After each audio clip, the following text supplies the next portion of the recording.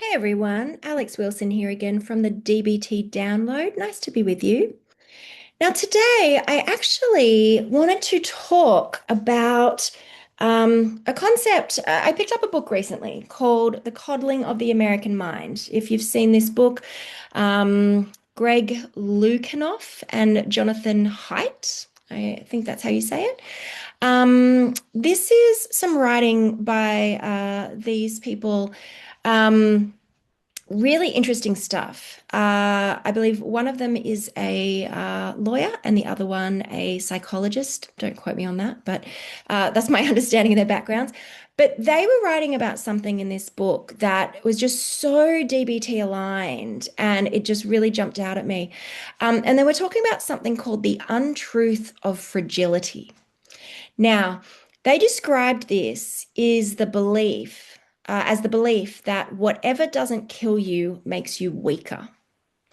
So, looking at where this untruth is sort of perpetuated in our society, this idea that people need to be protected from, potential upset or distress or discomfort, or unpleasantness, right?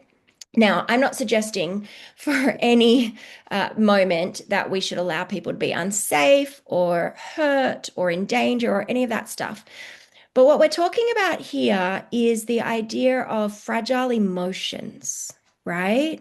The idea that we should protect people from hurt feelings, from upset, from disagreement, from disappointment. And throughout psychology, we can see time and time again that overprotection against perceived discomfort or upset actually is really counterproductive. Yeah. So having a look, at CBT, DBT, so cognitive behavioral therapy, dialectical behavioral therapy, ACT, acceptance and commitment therapy, lots of different models of psychology that really show us that facing and dealing with difficult emotions, dealing with difficult life events, dealing with distress, dealing with discomfort are the ways to grow and thrive in life, right?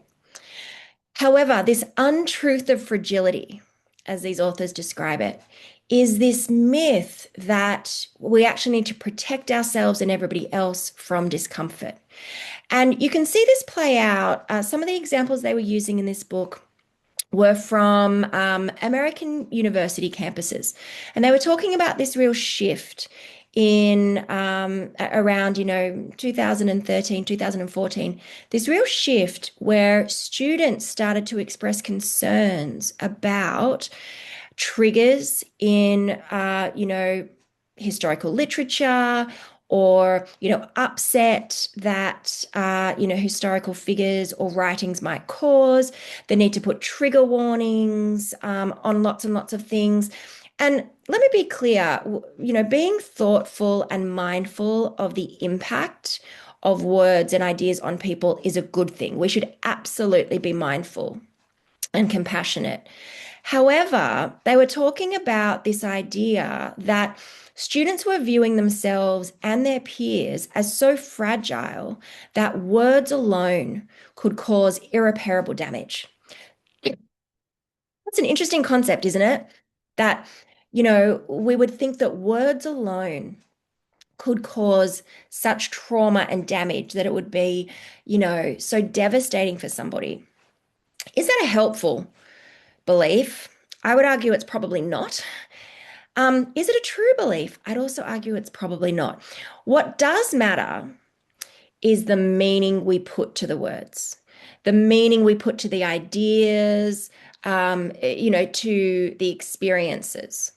So if I hear something that feels a little upsetting for me, let's say that somebody is talking about a historical novel and they're talking about, something really upsetting like rape.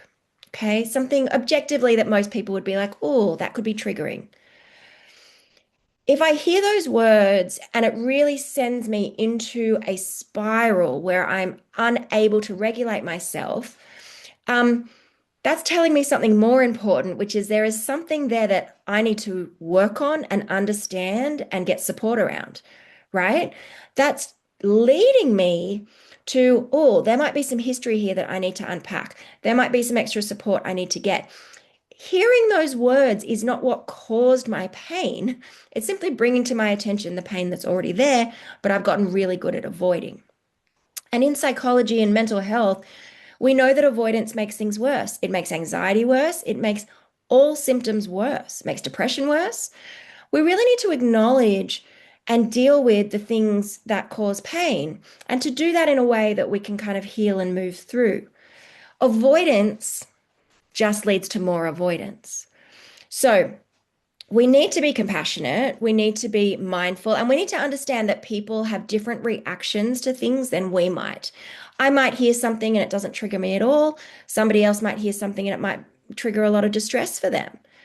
But that doesn't mean that we should get to this place where we believe that people are so fragile that we need to protect them preemptively from any level of distress. Distress is a part of life. Distress is part of being human.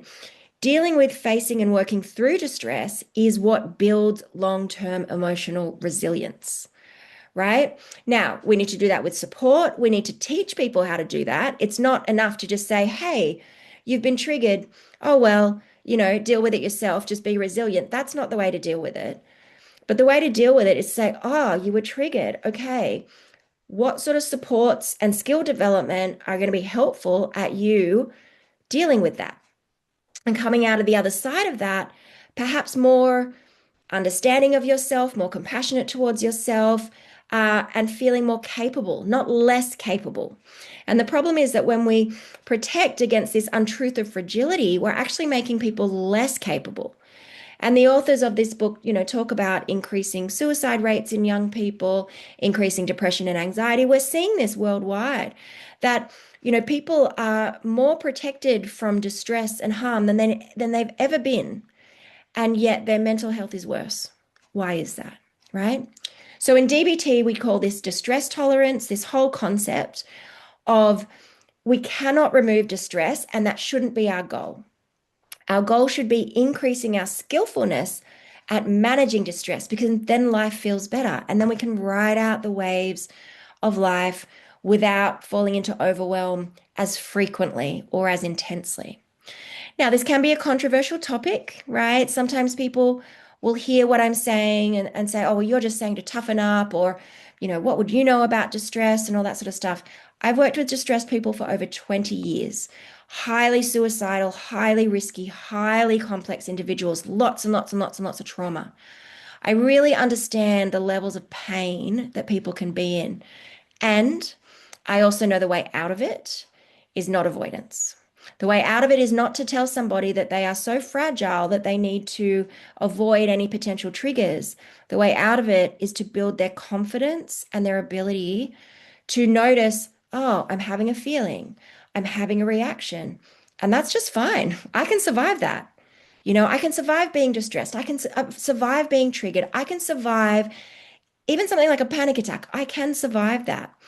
And building skills to be able to do that is really where long-term development and growth is. I would love to know your thoughts on this controversial topic. Feel free to reach out. I'll catch you next time. Bye.